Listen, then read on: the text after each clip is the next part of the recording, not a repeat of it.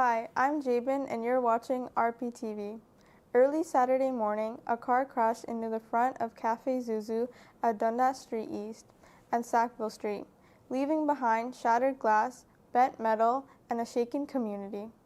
Toronto police say they responded to a single vehicle collision just before 4:30 a.m. The driver was arrested at the scene on suspicion of impaired driving. The vehicle slammed directly into the cafe's main entrance, destroying large windows and damaging the structure. Thankfully, the restaurant was closed at the time, and no injuries were reported. Despite the serious damage, Café ZUZU has already reopened its doors. Staff, with support from emergency responders and the community, acted quickly to clean up the scene and restore safety.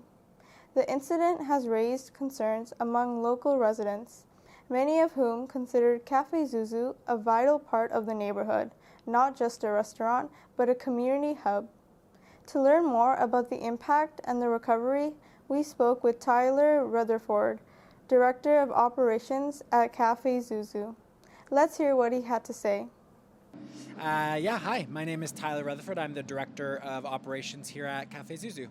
What's the cafe's connection to Regent Park? Yeah, we've been here now for almost 3 years, taking over a previous tenant's lease, opening sort of a nod to 1950s Italy cafe, and a new home to our charitable wing of our company called Gusto Gives Back. I just want to ask a few questions about the car accident that happened here a few days ago. What time did the incident happen?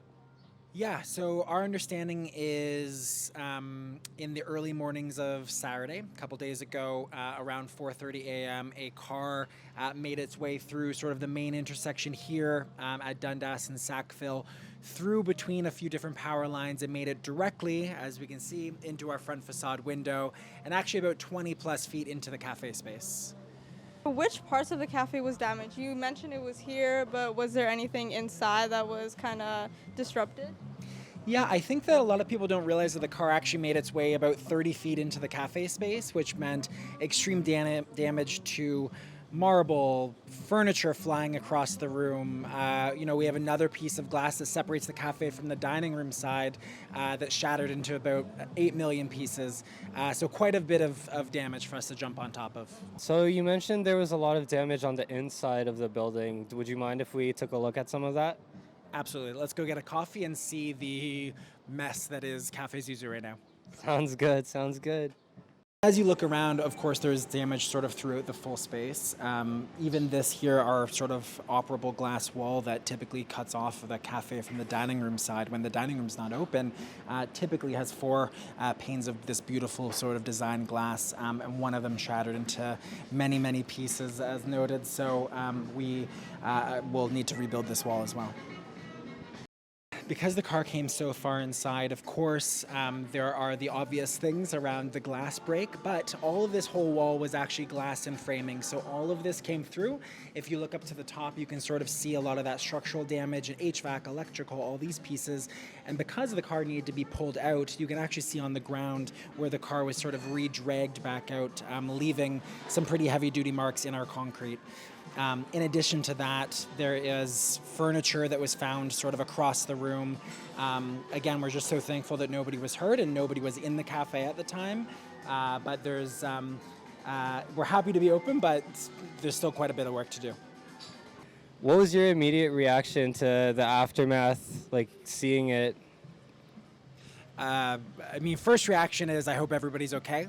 I woke up around 7 a.m. with phone calls. Already a couple hours had passed by. First responders were already on site very quickly.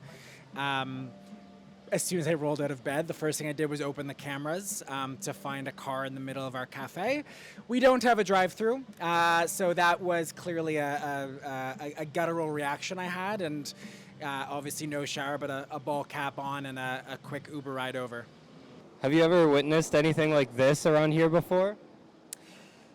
I don't think this happens too often. It's certainly not unheard of, but the specifics around the driver making through this busy intersection between these power lines and then directly into the window is a miracle that they're alive and that there wasn't more damage. So thankfully, it's not something we see very often. Did the cafe have to close temporarily?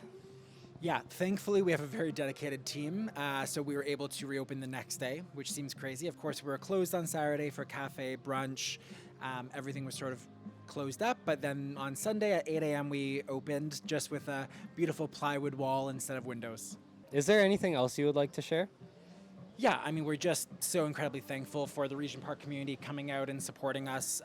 The calls, the texts, the emails that we're getting, checking in on us and supporting has been really remarkable. We're just sort of proud business owners to be part of Regent Park community, and I would encourage anybody who's able to come and support whenever they can, whether it's just buying a coffee in the morning or coming checking out our ice cream window on the side. Every little bit helps as we rebuild. Thank you so much for watching. Don't forget to like, comment, share, and subscribe to our YouTube channel. Please follow us on all our social medias, and for more information, please visit our website.